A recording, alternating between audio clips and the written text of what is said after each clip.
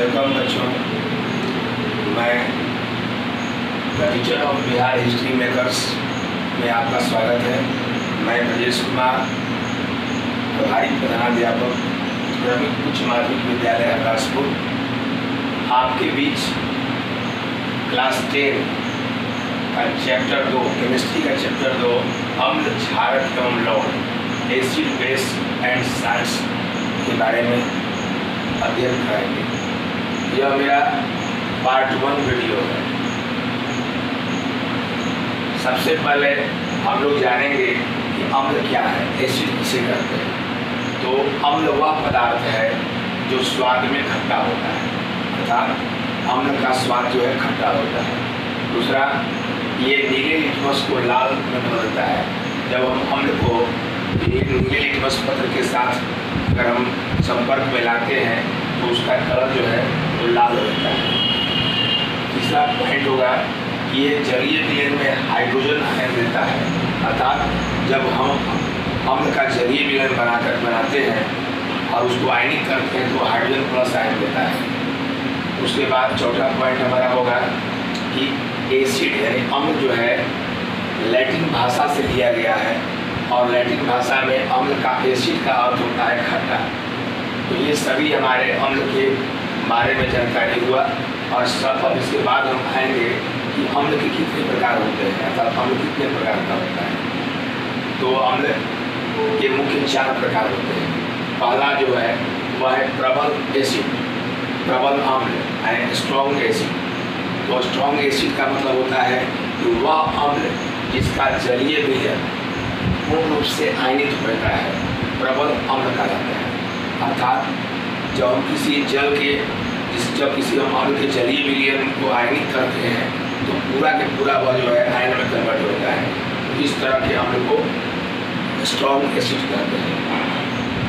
प्रकृति में पाए जाने वाले जितने खनिज के अम्ल हैं जिसको मिनरल एसिड बोलते हैं, ये सभी स्ट्रॉन्ग एसिड होता है। जैसे hydrochloric acid, sulphuric acid, nitric acid, ये सभी जो है प्रबल अम्ल के उदाहरण हैं। अम्ल का दूसरा प्रकार जो होता है वह दुर्बल अम्ल है, जिसको हम वीक एसिड बोलते हैं। अर्थात वह अम्ल जिसका जलीय विलयन आंशिक रूप से आयन में कन्वर्ट होता है, अर्थात वह आयन में कन्वर्ट नहीं होता है बल्कि आंशिक रूप से कन्वर्ट होता है। ऐसे अम्ल को हम लोग दुर्बल अम्ल कहते हैं। जितने पेड़ पौधों जीव जंतुओं से प्राप्त होने वाले अम्ल हैं वह दुर्बल अम्ल के उदाहरण होते हैं।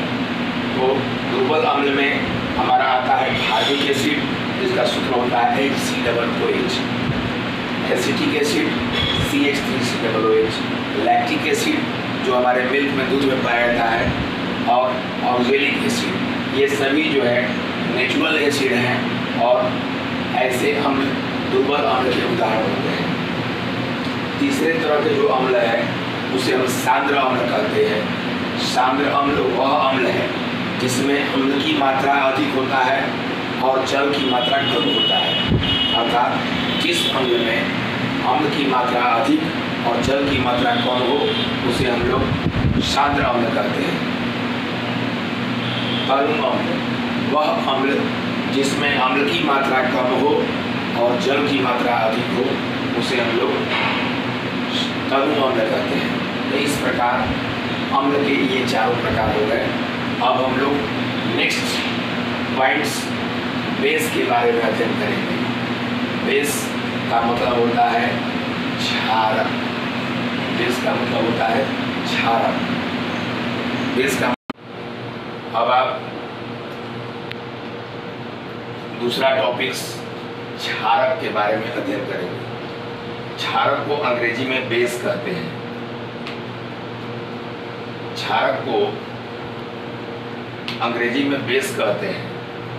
ये स्वाद में कड़वा होता है, मतलब क्षार जो होते हैं, जितने क्षारक होते हैं उनका स्वाद कड़वा होता है।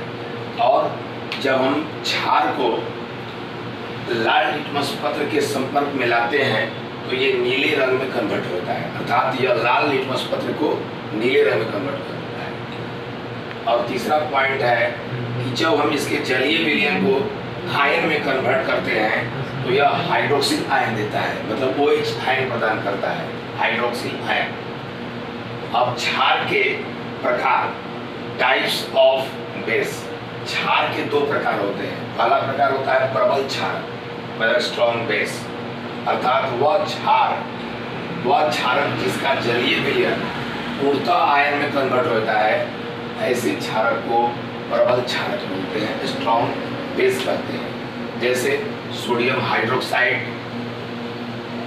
NaOH, potassium hydroxide KOH, calcium hydroxide CaOH का होल ट्वाइस, ये सभी जो है प्रबल क्षारक के उदाहरण हैं।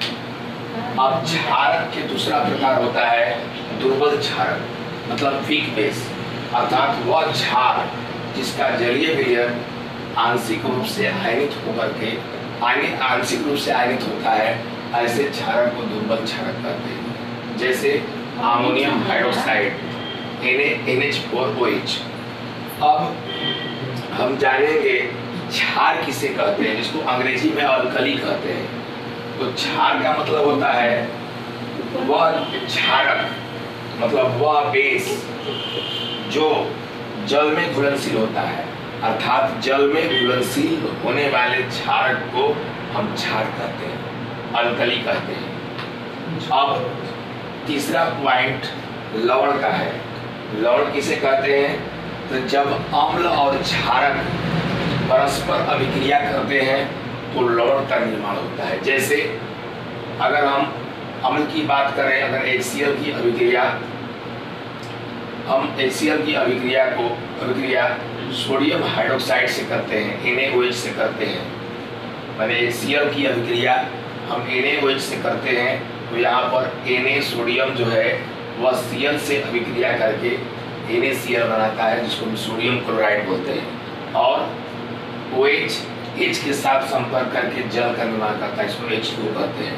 इस प्रकार अम्ल अर्थात HCl hydrochloric acid, sodium hydroxide means क्षार, ये परस्पर अभिक्रिया करके लवण यानी सोडियम क्लोराइड, ये लवण और जल का निर्माण करते हैं। तो इस प्रकार अम्ल और क्षार परस्पर अभिक्रिया करके लवण बनाते हैं।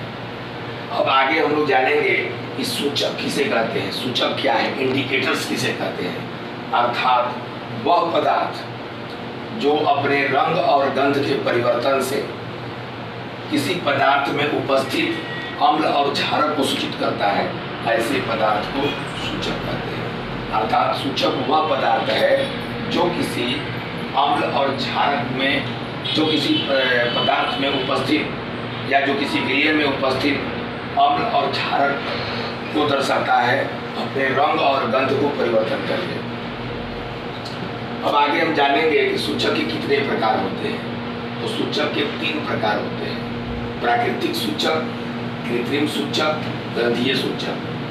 प्राकृतिक सूचक का मतलब होता है कि जो पौधों में पाया जाता है, जैसे लिटमस पेपर, लाल पत्ता गोभी, हल्दी, ये सभी प्राकृतिक सूचक के उदाहरण हैं। कृत्रिम सूचक अर्थात वे रासायनिक पदार्थ जो, मतलब कि कृत्रिम सूचक जो होते हैं वो रासायनिक पदार्थ होते हैं, अर्थात वे मैनमेड होता है, मानव निर्मित होता है। जैसे मिथाइल ऑरेंज, फेनोल्फथालीन, ये जो है कृत्रिम सूचक है। तीसरा जो होता है गंधीय सूचक होता है। गंधीय सूचक का मतलब होता है कि ऐसे पदार्थ जो अपने गंध से अम्ल और क्षारक को सूचित करते हैं, ऐसे पदार्थ को गंधीय सूचक कहते हैं। जैसे प्याज, लौंग का तेल, ये सभी जो है गंधीय सूचक होते हैं। तो बच्चों, आज अम्ल, क्षार और लवण के पार्ट 1 वाली वीडियो में आपने इन सारी चीज़ों का अध्ययन किया। मैं आशा करता हूँ कि आप इसको बहुत अच्छे ढंग से समझ गए होंगे और इसे आप नोट्स तैयार कर लेंगे, और नेक्स्ट क्लास में हम इसके पार्ट 2 वीडियो लेकर आएंगे।